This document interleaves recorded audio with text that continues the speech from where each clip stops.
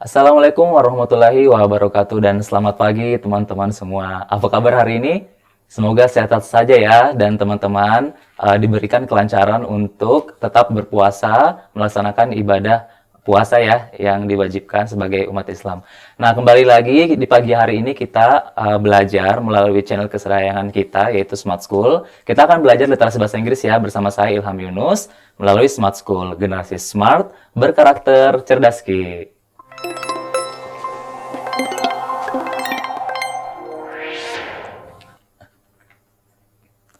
Baik teman-teman, pertama-tama mari kita memanjatkan puji syukur kepada Tuhan Yang Maha Esa ya, yang selalu memberkahi kita dengan kesehatan, kesempatan untuk berkumpul kembali di sekolah, guna untuk menimba ilmu ya, sebagaimana kewajiban kita sebagai manusia, agar bisa menjadi pribadi yang lebih baik lagi, berguna untuk kehidupan negara kita. Nah, jangan lupa pula kita untuk selalu memberikan rasa syukur ya, berterima kasih kepada ibu dan bapak guru di sekolah yang selalu ada dan tidak pernah lelah untuk membimbing kita menimba ilmu ya. Bahkan seperti sekarang ini mengawasi teman-teman untuk belajar bersama saya ya di channel kesayangan kita ini Smart School. Baik teman-teman, jadi hari ini kita akan kembali belajar literasi bahasa Inggris ya. Nah, jadi yang seperti teman-teman tahu, literasi bahasa Inggris ini merupakan salah satu ujiannya yang akan nanti muncul di SNBT 2025. Nah, mengenai literasi bahasa Inggris ini sendiri, teman-teman, nama literasi bahasa Inggris ini pertama kali dimunculkan ya, atau diberikan waktu tahun 2023. Karena sebelumnya itu namanya hanya bahasa Inggris. Nah, jadi bahasa Inggris dan literasi bahasa Inggris itu sebenarnya berbeda, teman-teman, dulu konten ujiannya ya. Kalau bahasa Inggris dulu itu selain tentang pemahaman membaca, teks-teks, ada juga sedikit sekitar 5% soal tentang tata bahasa itu. Nah, tapi karena sekarang namanya literasi ya, artinya teman-teman diuji untuk memahami bacaan gitu ya. Jadi literasi bahasa Inggris ini ujiannya itu hanya bacaan saja, teman-teman. Sudah tidak ada lagi tentang tata bahasa gitu. Biasanya kalau saya tanya ke siswa-siswa kelas 3 ya, apakah suka nggak dengan adanya tata bahasa atau lebih suka cuman literasi aja nih, reading? Nah, rata-rata katanya lebih asik dan lebih gampang kalau literasi bahasa Inggris aja, Kak, katanya. Kalau ada tata bahasa itu susah, harus hafal rumus, katanya ya. Iya.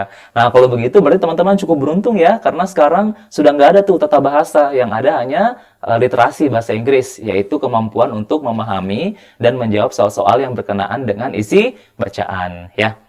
Itu. Nah, karena ini pasti nggak kalah pentingnya ya dengan PU, PK, PM, dan lain-lainnya, maka dari itu teman-teman harus bisa mempersiapkan diri dengan baik, ya, termasuk sekarang. Nah, teman-teman harus rajin nih ikut pelajaran literasi bahasa Inggris yang ditayangkan di layar TV teman-teman sekarang ya, melalui Smart School. Jadi manfaatkan sebaik-baiknya. Nah, kalau misalnya ada waktu di rumah, itu bisa loh buka channel YouTube-nya Smart School. Nah, di situ ada banyak video-video untuk pembelajaran setiap mapel SNBT ya. Teman-teman bisa mengulang kembali gitu apa yang teman-teman sudah ikuti hari ini atau kemarin misalnya ya. Oke. Nah, literasi bahasa Inggris ini teman-teman sekedar info ya, sebenarnya yang menjadi salah satu tantangan itu soalnya itu tetap ya 20 nomor dengan tahun-tahun sebelumnya. Tapi durasinya itu berkurang nih teman-teman. Jadi 20 menit, yang tahun lalu itu 30 menit gitu. Nah, sekarang itu 20 menit untuk 20 soal. Jadi paling lambat ya teman-teman harus bisa menyelesaikan 1 menit untuk 1 soal gitu ya. Tapi kalau bisa, teman-teman harus bisa menjawab setidaknya ya 2 soal dalam 1 menit ya. Pasti bisa kok. Nah, gunanya juga supaya teman-teman punya waktu untuk mereview apa yang teman-teman sudah jawab tadi ya. Untuk memastikan bahwa, oh ya, yang saya jawab ini kayaknya sudah bagus nih. Sudah sesuai dengan apa yang diminta oleh soal. Nah, sehingga teman-teman akan mendapatkan skor yang baik. Oke, teman-teman ya. Nah, sekarang kita mulai praktis. Jadi literasi bahasa Inggris ya bersama saya Ilham Yunus. Nah, ini ya, jadi seperti yang sudah tayang di layarnya teman-teman, ada sebuah teks bacaan, ya. Nah, di sini namanya itu reading, kalau dalam bahasa Inggris ya, pastinya teman-teman sudah tahu. Kemudian, ini kan kalau teman-teman lihat ini ada P1 ya, teman-teman ya, P1, P2, nah ini artinya paragraf 1 dan paragraf 2. Nah, artinya teks 1 ini dia memiliki berapa paragraf? Coba kita cek ya, teman-teman. Di sini ada paragraf ketiga juga, kemudian aja paragraf keempat ya. Ada lagi, kita cek. Oh, paragraf kelima katanya. Oke, jadi ternyata banyak ya. paragrafnya teman-teman. Nah, ini adalah sebuah bacaan teks 1 ya, sampai paragraf kelima. Nah, kok diberikan nama teks 1, Kak? Nah, soalnya ternyata ada lagi teks 2-nya nih, teman-teman, ya. Teks 2-nya. Jadi, ternyata untuk readingnya nanti, teman-teman akan dihadapkan dengan 2 buah bacaan dengan topik dan objek yang sama, ya. Hanya saja mungkin pembahasannya berbeda. Itu yang teman-teman harus ingat ya, gitu. Nah, jadi dari segi jumlah bacaan itu sebenarnya banyak ya teman-teman ya. Tadi aja teks 1 itu ada 5 paragraf. Nah, teks 2 ini ada berapa paragraf? Kita lihat paragraf 1, 3, 4, 5. Wah, sama ternyata. Ada 5 paragraf ya. Jadi ada 10 paragraf nih teman-teman ya. Ada banyak yang teman-teman harus pahami isinya gitu. Nah, tapi inilah salah satu tujuan kita ya, belajar literasi bahasa Inggris melalui channel Smart School, supaya teman-teman tahu apa sih tips-tipsnya, Kak, biar saya bisa mendapatkan jawabannya dengan cepat tanpa harus membaca keseluruhan teks gitu. Apakah mungkin? Ya, ternyata betul, bisa ya. Bahwa teman-teman tidak perlu memahami, tidak perlu membaca semua isi teks ya. Hanya lihat saja di beberapa posisi yang diminta oleh soal. Jadi kesimpulannya, teman-teman lihat saja soalnya ini meminta apa, kemudian lihat keywordnya ya, atau kata kuncinya. Nanti kata kunci yang akan menuntun teman-teman untuk melihat atau menemukan di mana posisi pembahasannya. Gitu ya, teman-teman ya. Oke. Nah, jadi ini ada 2 teks ya. Tadi ada 5 paragraf pada setiap teks. Jadi kalau dijumlah ada 10 paragraf. Nah, sekarang kita cek pertanyaannya ada berapa nomor nih. Nah, ada 1, 2, 3, 4, 5, 6, 7. Wah, banyak nih. Ada lagi nggak sih? Oh, nggak ada ya. Jadi cuma 7 nomor ya. Nah, oke. Semoga kita bisa jawab semuanya ya, teman-teman ya. Semoga ada cukup waktu untuk jawab 7 nomor gitu. Tapi sebenarnya yang paling penting, kita bisa paham setiap pertanyaan. Walaupun mungkin tidak selesai ya sebentar, teman-teman. Tapi kita akan usahakan agar semuanya bisa dijawab, diselesaikan semuanya. Nah, sekarang kita pahami bacaan ini ya. Nah, di sini katanya di paragraf 1 ada istilah yang namanya hard sell, teman-teman ya. Hard sell. Kalau teman-teman artikan, hard itu keras atau sulit ya dalam bahasa Inggris. Dia sebagai kata sifat. Kalau sell itu artinya penjualan ya. Kalau sebagai kata kerja artinya menjual. Tapi kalau sebagai kata benda bisa diartikan sebagai penjualan gitu, atau cara menjual ya. Itu. Jadi cara menjual yang keras atau yang sulit. Oke, kita artikan lagi. As a term ya, sebagai sebuah istilah. Jadi hard sell ini ternyata adalah sebuah istilah katanya teman-teman ya. So it's first use ya. Jadi pertama kali digunakan di mana? Di United States. Jadi United States itu teman-teman sudah tahu pastinya Amerika ya. Di tahun 50-an. Oke, to describe sales and advertising practices ya, untuk menggambarkan penjualan dan mengiklankan praktek gitu ya, atau cara that are aggressive ya in nature, yang ternyata katanya cara untuk mengiklankan ya, menawarkan, mempromosikan itu cukup agresif katanya ya di sini teman-teman. Nah, jadi mungkin ini alasan kenapa namanya hard sell, keras gitu, sulit, karena ternyata cara untuk menawarkan barangnya itu agak keras begitu, mungkin tidak bersahabat ya, nggak friendly caranya ya. Oke, sejauh ini yang kita bisa dapatkan dari paragraf 1 tentang hard sell ini apa, itu ya definisinya, yaitu metode menjual dengan cara yang kurang bersahabat gitu, atau agresif kalau dalam teks ini ya. Nah, sekarang kita pahami lagi ya di paragraf keduanya. Di sini boleh nih teman-teman. Nah, hard selling katanya ya, may be characterized by various techniques ya, that provoke the consumer. Jadi katanya ya, penjualan yang keras ini atau dengan cara yang keras ini may be characterized, bisa dikarakteristikkan atau bisa dicirikan dengan teknik yang beraneka ragam, yang mana katanya bisa mendorong consumer gitu ya, atau pembeli gitu ya. Flatter. Flatter ini mungkin baru ya buat teman-teman. Flatter ini artinya membujuk atau merayu-rayu gitu ya. Merayu-rayu dan play on their fear of missing out ya. Atau seperti mempermainkan fear of missing out. Nah, ini istilah baru ya teman-teman. Pasti teman-teman sudah tahu nih. Ini kalau disingkat jadi FOMO ya. Nah, ini dia kepanjangan dari FOMO, fear of missing out. Jadi semacam bahwa Ibu kalau nggak beli barang ini nanti ibu kehabisan loh, nanti ibu nggak update loh, nanti ibu ketinggalan zaman loh, kayak gitu ya. Jadi kayak semacam memberikan rasa kayak khawatir, wah nanti kehabisan nih, mumpung murah misalnya gitu ya. Nah ini kenyataannya biasa ya, sudah banyak yang terjadi yang sebenarnya nggak penting-penting banget nih, tapi karena murah, karena trending gitu, jadi kita ikut-ikutan beli itu ya. Nah jadi itu salah satu hasil yang hard selling ini lakukan kepada kita ya, seperti merayu-rayu itu ya, membujuk-bujuk supaya kita mau membeli barangnya, itu hard selling ya. Nah sejauh ini yang kita bisa dapatkan atau pahami mengenai teks 1. Nah, itu cukup saja, teman-teman. Tidak perlu kita pahami lagi atau baca dulu paragraf-paragraf lainnya, ya. Kita ambil saja intinya dulu, teman-teman, ya. Karena kalau mau dibaca, sebenarnya boleh, tapi banyak ya, teman-teman, panjang. Dan pastinya takutnya akan menghabiskan banyak waktu. Jadi sebaiknya teman-teman beralih ke teks 2 untuk tahu apa sih yang ingin dibandingkan antara teks 1 dan teks 2. Karena objeknya pasti sama, tapi fokusnya yang berbeda. Oke, nah sekarang kita cek teks 2-nya ya di paragraf 1. Chances are, jadi katanya gitu ya, you are familiar with the hard sell. Nah, jadi banyak orang yang familiar dengan hard sell katanya. Jadi hard sell ini katanya asking for the sale in straightforward manner ya. Jadi cara metodenya itu memang meminta secara langsung gitu ya. In an effort to close ya as quickly as possible, supaya katanya bisa mendapatkan deal dengan cepat gitu ya.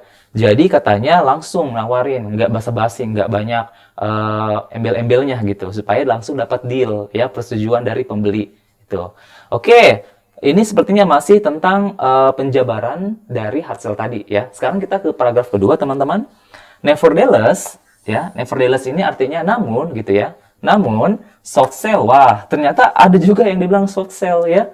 Nah, ada hard sell, ada soft sell. Seperti yang teman tahu bahwa hard dan soft ini kan berlawanan ya, teman-teman. Hard itu keras, kalau soft artinya lembut. Jadi ada perbandingan ternyata. Kalau di bacaan pertama yang dia bahas adalah hard sell ya, dan ternyata di bacaan kedua dia mau membahas mengenai soft sell katanya.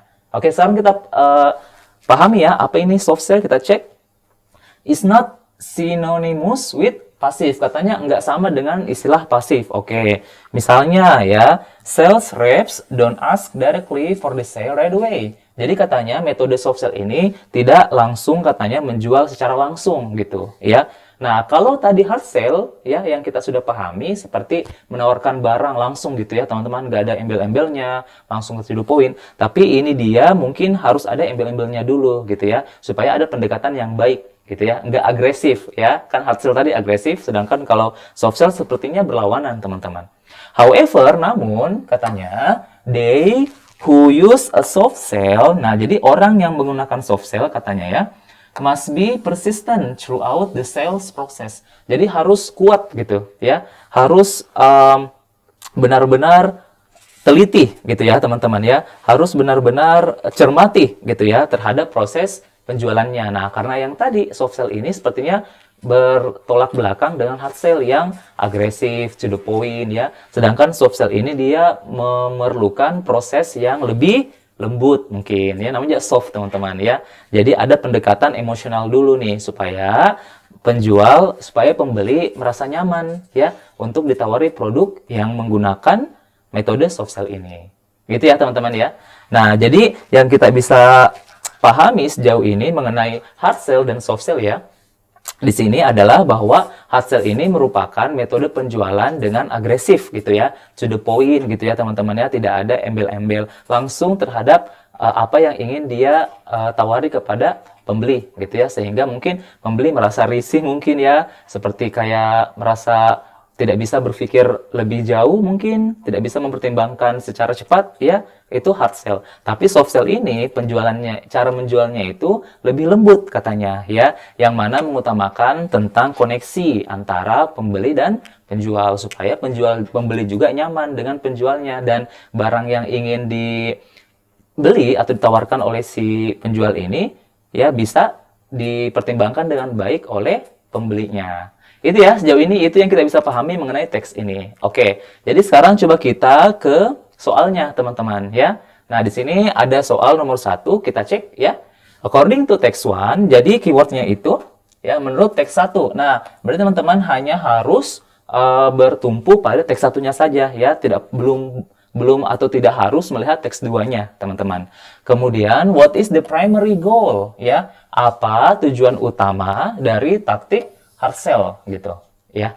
Jadi apa sih tujuan utama dari taktik penjualan hard tadi ya, dengan cara yang agresif tadi? Nah, tadi kita sudah baca ya di paragraf 1 di kalimat eh, untuk teks satunya di paragraf 1 di kalimat pertama, kalimat kedua, bahwa hard sell ini pertama kali muncul tadi ya di Amerika gitu. Nah, digunakan pertama kali di tahun 50-an tadi ya, teman-teman. Dimana katanya di sini dia ini seperti agresif gitu ya. Coba kita cek kembali supaya teman-teman bisa lebih ingat ya yang tadi kita bahas. Jadi agresif caranya, teman-teman ya, agresif dan katanya menawarkan barang tersebut ini hard sell tactics ya. Jadi taktiknya ini put immediate pressure. Jadi langsung memberikan tekanan gitu ya terhadap klien gitu ya. Tadi tekanannya apa sih Kak? Nah itu tadi memberikan gambaran bahwa nanti kalau nggak beli sekarang kehabisan promo, nggak FOMO gitu ya. Nanti nggak ikut-ikut tren, ketinggalan zaman gitu.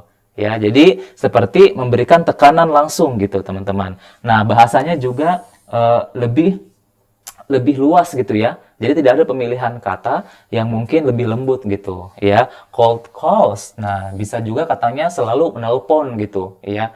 Kayak bertubi-tubi nge-WA mungkin, "Ibu jadi nggak?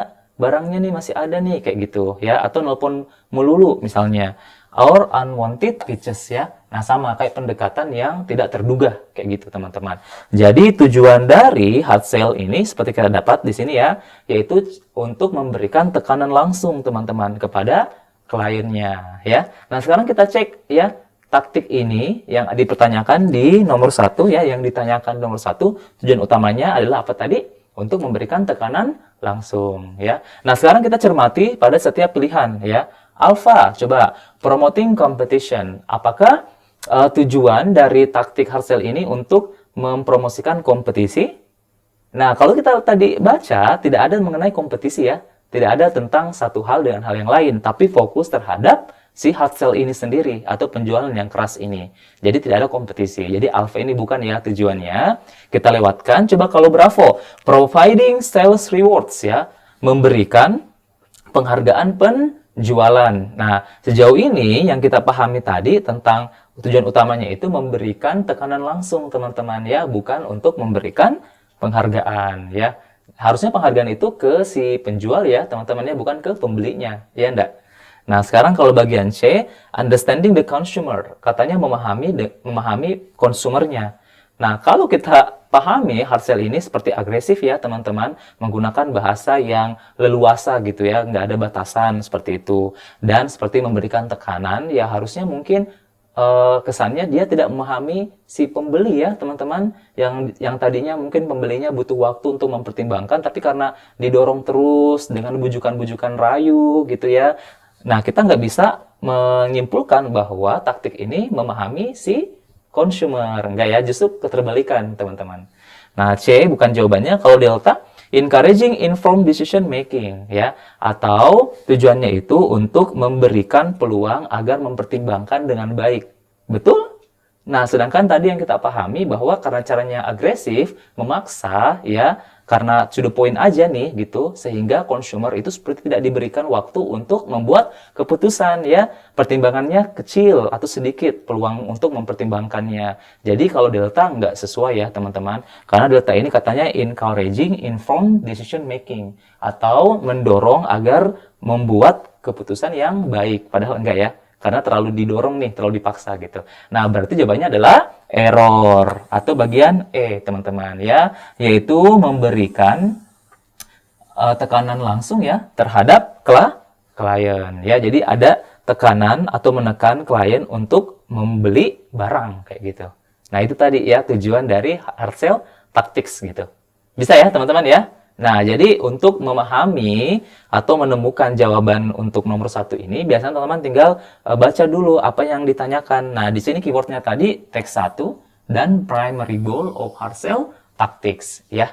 Nah, biasanya karena dia nomor 1 ya dan teks 1, kemungkinan letak jawabannya juga ada di paragraf 1. Kayak begitu teman-teman tipsnya ya. Jadi kalau baru nomor 1 teman-teman tidak perlu lihat ke bawah-bawah gitu. Biasanya area untuk pembahasan atau jawaban nomor 1 ini dia masih ada di paragraf 1. Betul begitu? Nah, kita buktikan kembali ya. Yang tadi kita cek di sini ya, dan ternyata letaknya di sini. Nah, ini ya. Dan itu ada di paragraf 1. Itu yang maksud saya ya. Itu tipsnya teman-teman. Jadi kalau baru di nomor 1, teman-teman hanya perlu membaca bagian-bagian awal aja ya. Apalagi ini jelas teks 1 katanya ya. Bisa teman-teman? Oke, bagus. Nah, sekarang kita beralih ke nomor selanjutnya ya. Karena tadi ada 7 nomor ya teman-teman. Semoga kita bisa jawab semuanya. Nomor 2, oke. The phrase shortened sales cycle in text 1 paragraph 5 is similar to bla bla bla ya. Jadi frasa shorten sales cycle ya. Jadi ada sebuah frasa katanya tadi pada bacaan ya yang ingin dicari apa sinonimnya ya. Kalau teman-teman dapat soal yang kayak similar to ya, can be replaced by, itu berarti nanyain tentang sinonim. Teman-teman ya, bisa diingat. Jadi shorten sales cycle ini kita diminta untuk mencari apa maknanya kayak gitu ya. Nah, oh ya, saya ingin memberitahukan teman-teman, jadi nomor 2 ini seperti menanyakan apa makna atau persamaan kata dari frasa ini adalah jenis soal baru ya. Jenis soal baru. Nah, di tahun 2023 soal ini belum ada teman-teman ya. Ini pertama kali muncul tahun lalu 2024. Jadi kemungkinan besar tahun ini soal seperti ini akan muncul lagi ya. Jadi teman-teman akan diminta untuk mencari sinonim ya dari frasa. Frasa itu adalah deretan kata ya. Kalau sebuah kata itu cukup 1, tapi kalau udah lebih dari 1 berarti namanya frasa kayak gitu. Nah, kalau teman-teman mungkin lebih familiar dengan soal sinonim yang cuma 1 kata aja ya. Nah, sekarang ada yang lebih dari 1 kata gitu. Jadi di paketnya teman-teman kemungkinan akan ada 2 soal sinonim. Satu yang menanyakan sebuah kata saja. Nah, satunya lagi seperti ini, frasa. Ya, jadi teman-teman harus banyak praktis nih, ya. Nah, ini kemungkinan besar akan muncul lagi karena soal baru, ya. Nah, sekarang kita coba teman-teman. Shorten sales cycle. Kalau kita artikan shorten ini dari kata short ya. Short artinya pendek, shorten artinya memendekkan, tapi kalau ada ed-nya, teman-teman artinya dipendekkan gitu, diperpendek gitu ya. Cara mengartikannya. Jadi diperpendek. Oke. Sales cycle, siklus ya. Cycle ini siklus ya. Siklus atau putaran gitu ya, penjualan, siklus penjualan yang disingkatkan atau diperpendek. Nah, itu ya, ini katanya ada disinggung pada bacaan. Nah, kita akan diminta untuk mencari maknanya di sini. Nah, untuk menjawab soal ini bagaimana caranya ya Kak? Nah, lebih tepatnya teman-teman memang harus melihat lagi ke teksnya ya, apakah yang dimaksud dengan shorten cycle ini memiliki makna secara langsung atau ada makna khususnya secara kontekstual ya. Oke, sekarang kita coba praktekkan. Keywordnya tadi di teks 1 ya teman-teman, paragraf 5. Oke, kita cek.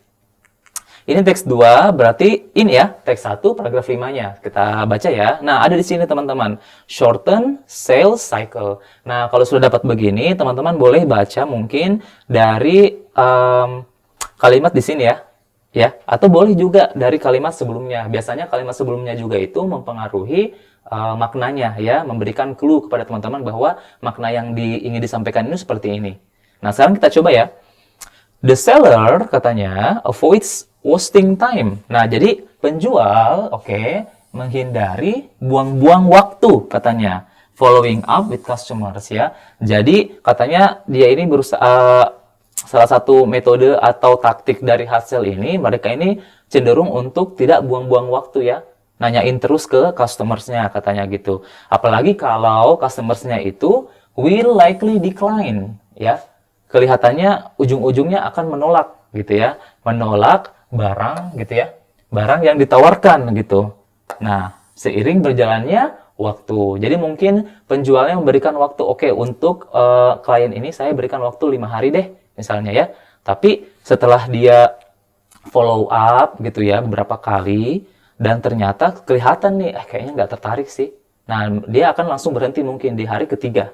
Kayak gitu ya. Jadi, avoids wasting time. Jadi, dia mempersingkat waktunya. Itu mungkin, teman-teman ya. Nah, sekarang kita baca lagi.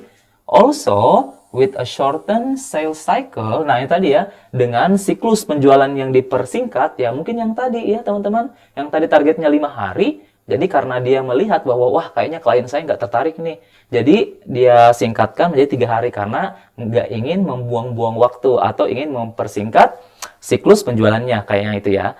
Nah, jadi sales atau penjualnya katanya, has more time, sehingga kalau dia sudah menyimpulkan bahwa dia akan meninggalkan klien yang satu, dia akan memiliki waktu yang lebih banyak untuk fokus terhadap penjualan yang lain itu, ya. Jadi ini mungkin salah satu taktiknya, teman-teman. Jadi shorten cycles ini, ya, shorten sales cycle ini berkenaan dengan waktu yang dipersingkat. Jadi apa keywordnya? Yaitu time ini, ya. Jadi time ini sinonim dengan cycle di sini, teman-teman, ya. Siklus atau waktu, ya. Nah, kalau teman-teman cari di kamus, jadi cycle ini memang ada kaitannya, maknanya dengan siklus atau waktu, ya. Oke, jadi keywordnya waktu aja. Nah, sekarang kita kembali ke soal yang tadi. Ada nggak sih antara A sampai E yang menyebutkan waktu, ya? Nah, kita cek aja nih satu-satu di sini, teman-teman, ya. Saya bantu untuk memberikan keywordnya pada setiap pilihan. Alpha, the narrowing distance. Kalau B, shorter explanations. Kalau C, decrease time. Kalau delta, instant profits. Dan kalau error, fewer steps. Ini, ya, teman-teman. Nah, karena tadi keywordnya tentang waktu, jadi yang mana yang kelihatan atau bagian mana yang ada kata waktu? Distance itu jarak, explanations itu penjelasan, time adalah waktu, profits adalah keuntungan, steps adalah langkah, dan yang waktu adalah Charlie, bagian C. Begitu teman-teman caranya, ya. Nah, jadi soal seperti ini, frasa, teman-teman kembalikan dulu ke konteks bacaannya, kemudian baca di kalimat intinya, atau boleh seperti tadi ya, di kalimat sebelumnya atau kalimat sudahnya.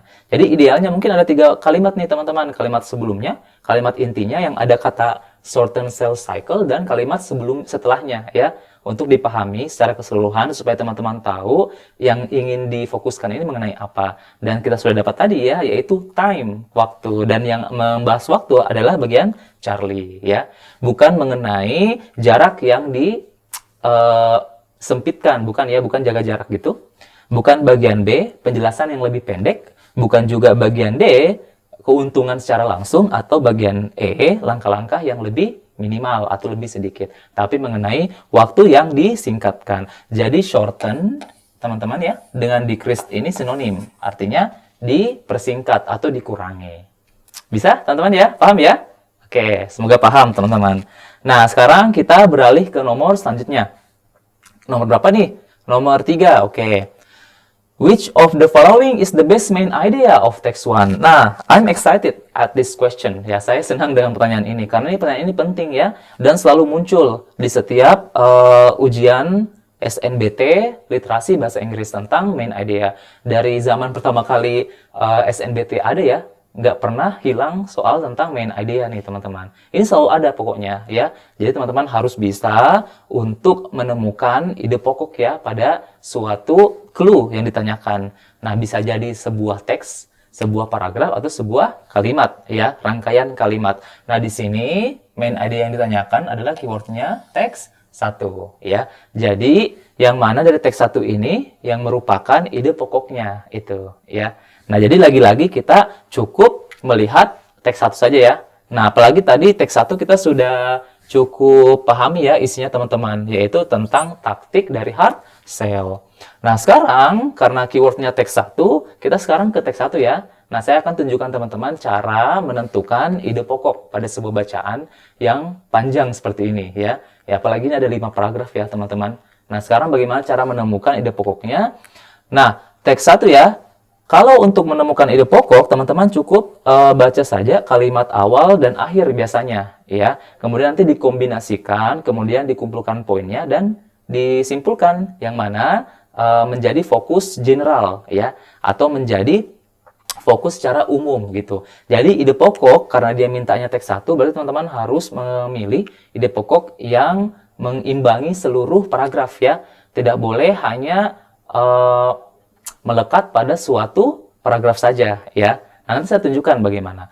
Nah, sekarang kita pahami dulu paragraf 1. Tadi kita sudah baca ya. Jadi, di sini perkenalan tentang taktik hard sell yang katanya memberikan tekanan langsung terhadap klien begitu, ya. Dengan cara yang agresif, bahasanya yang sangat leluasa ya, nggak ada batas kayak katanya begitu.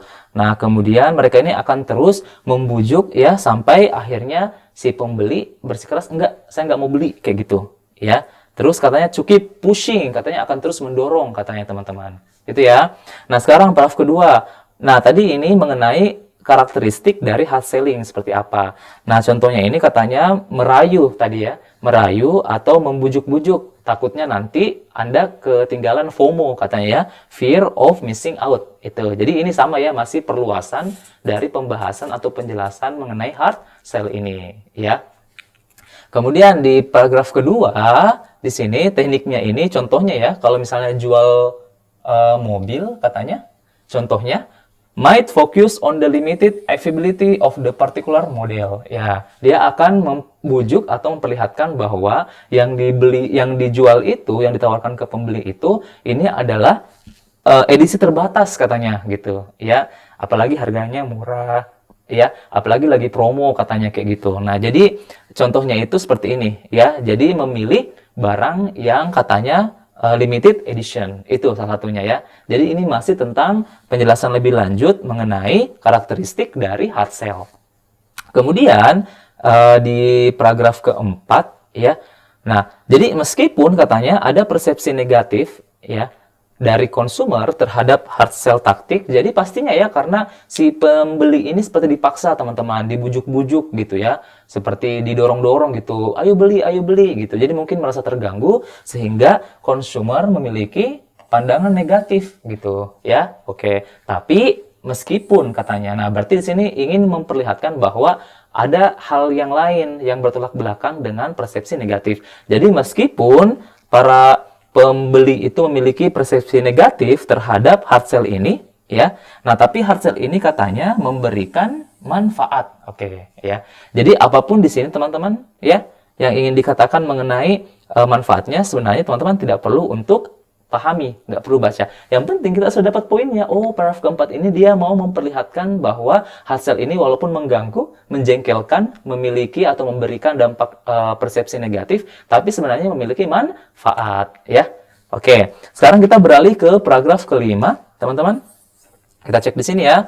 Nah, di sini tadi ya ini kalau kita lihat ya, jadi untuk salesnya atau orang yang menjual gitu ya, hard sales ini memberikan penghargaan secara langsung gitu ya, komisi 100% gitu ya. Dan tadi kita sudah sempat bahas di sini ya tentang metode supaya bisa menjual lebih banyak dengan waktu yang disingkatkan atau yang diperpendek kayak gitu ya. Jadi ini masih tentang manfaat atau kelebihan dari hard sell. Jadi ide pokoknya ini mengenai apa? Tentang hard sell ini adalah metode penjualan yang agresif ya, yang agresif, yang sangat mendorong pembelinya, memberikan dampak atau persepsi pandangan negatif gitu. Tapi di paragraf keempat dan kelima mengungkapkan bahwa sebenarnya ada manfaatnya gitu ya. Itu ide pokoknya teman-teman. Sekarang kita sesuaikan dengan pilihan yang ada ya. Nomor berapa tadi? Nomor 3. Jadi apa ide pokoknya? Kita cek ya. Alpha, kita cek satu-satu nih.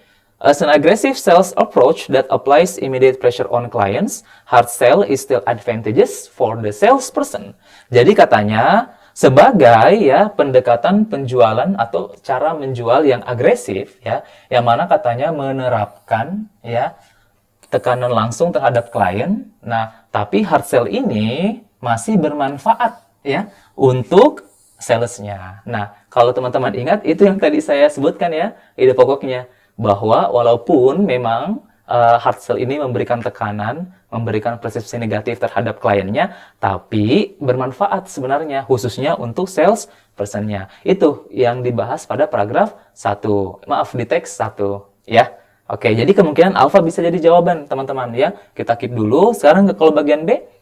Procedure dari hard selling ini, ya, atau prosedur untuk menerapkan hard selling ini katanya, yaitu persist. Persist ini artinya bersikeras ya, teman-teman. Bersikeras gitu ya. Bersikeras sampai klien ya express a negative response ya, sehingga atau sampai klien memberikan respon yang negatif. Jadi ide pokoknya katanya ya, ide pokoknya bahwa prosedur dari hard selling ini yaitu mendorong gitu ya teman-teman ya, atau tetap bersikeras gitu, membujuk pembelinya sampai pembeli akhirnya seperti memberikan respon yang negatif ya. Nah, kalau kita baca tadi ya, di sini sebenarnya tujuannya itu bukan supaya pembelinya jengkel sama kita, enggak. Walaupun memang secara implikasi ya, secara tidak langsung menyebutkan pasti memberikan dampak yang negatif. Tapi yang diharapkan penjual dengan menerapkan ini pastinya si pembeli membeli ya. Jadi kliennya membeli barang yang ditawarkan, bukan marah-marah, bukan ya. Jadi Bravo ini tidak sesuai dengan bacaan, itu yang pertama. Dan yang kedua, dia tidak menyebutkan bahwa apa tadi? Hard sell ini memiliki dampak positif terhadap si penjualnya ya. Bravo ini tidak mengcover ide pokoknya. Kalau bagian C teman-teman, hard sell ya was originated in the United States in the 50s. Jadi katanya hard sell ini pertama kali muncul di Amerika Serikat tahun 50-an. Ini tadi disebutkan ya teman-teman, tapi hanya di paragraf 1. Nah ini yang saya bilang tadi, salah satu contoh pilihan yang tidak bisa dijadikan ide pokok karena tidak mewakili setiap paragraf ya, hanya mewakili paragraf pertama. Ya, Charlie atau bagian C nggak bisa jadi jawaban. Kalau bagian delta, aggressive sales tactic atau taktik sales yang agresif alias yang hard sell tadi ya, yang agresif ini teman-teman, katanya sering dihubung-hubungkan ya dengan penjual yang tidak jujur ya. Nah, kalau kita sebutkan tadi atau kita pahami sebenarnya di bacaan itu si penjual hanya mendorong-dorong ya, membujuk-bujuk. Jadi mungkin sampai si klien atau pembeli ini merasa jengkel. Tapi tidak disebutkan bahwa mereka ini membohongi. Enggak, ya. Mereka tidak membohongi gitu. Walaupun mungkin secara tidak langsung iya, ya, ada kaitannya dengan dishonesty atau ketidakjujuran, tapi secara gamblang tidak menyebutkan bahwa taktik penjualan agresif ini berkaitan dengan perilaku atau penjual yang tidak jujur. Enggak ya? Itu bukan intinya. Yang paling jelas juga itu bukan ide pokoknya tentang penjual yang tidak jujur. Kalau bagian error kita cek, hard sell ini katanya berhasil biasanya ya untuk mengatasi kecenderungan ya dari kebanyakan orang ya yang menunda-nunda waktu untuk membeli dan delay decision making atau menunda keputusan kayak gitu ya. Jadi hard sell ini katanya berhasil atau salah satu metode yang mana katanya mendorong orang agar tidak menunda waktu untuk membeli barang kayak gitu ya. Nah, kalau kita lihat di sini ini terdengar seperti positif ya. Tapi kalau yang tadi pada bacaan ada kata negatif perception ya dari klien karena selalu didorong-dorong, nggak diberikan waktu untuk memutuskan, untuk membuat keputusan yang matang sehingga akhirnya mereka terpaksa membeli ya. Nah, tapi itu tidak dianggap successful ya. Nah, kesannya justru sebaliknya seperti taktik yang cepat gitu agar orang-orang membeli. Tapi sebenarnya itu di bawah keinginan mereka hanya karena selalu didorong-dorong itu ya secara makna. Tapi kembali lagi teks ini tidak membahas mengenai hal tersebut ya. Teks tadi membahas mengenai bahwa hard sell ini adalah cara yang agresif dalam menawarkan barang. Tapi sebenarnya ada keuntungannya khususnya untuk si penjual. Dan yang bernada demikian adalah bagian alfa ya. Nah, jadi ide pokok dari bacaan tersebut adalah alfa. Jadi ingat teman-teman, untuk menentukan ide pokok ya harus mengambil pilihan yang mewakili setiap bacaan ya. Kayak tadi, yang ini teman-teman ya, sampainya di sini. Ini mewakili paragraf 1, 2, dan 3. Nah, sedangkan yang ini, kalimat kedua, sampai habis dia mewakili paragraf 4 dan 5. Imbang ya? Jadi semuanya tercover pada bagian alfa. Jadi ide pokoknya adalah alfa, teman-teman. Bisa ya, teman-teman, cara menentukan ide pokok, ingat, harus imbang semuanya. Apalagi yang diminta adalah ide pokok teks 1. Oke, teman-teman. Nah, jadi saya rasa pembelajaran kita cukup sampai hari ini ya, sampai di sini 3 nomor karena kita terbatas waktu. Semoga minggu depan kita bisa lanjut ya di teks yang sama di nomor yang berbeda, nomor 4, 5, 6, 7 itu kan lumayan ya kalau kita bisa bahas minggu depannya. So I thank you so much for attending this class and paying attention on my explanation. It's been fun and I hope I can see you next week ya teman-teman. Jaga kesehatan selalu dan semangat belajar pokoknya ya. Sisihkan waktu untuk mengulang pelajaran. Ingat, nah jadi pembahasan hari ini tuh akan di-upload, diunggah di channel Smart School kita di YouTube ya. Jadi teman-teman bisa cek di sana untuk melihat kembali dan mempelajari kembali apa yang teman-teman dapatkan hari ini. Cukup sekian ya. Wassalamualaikum warahmatullahi wabarakatuh.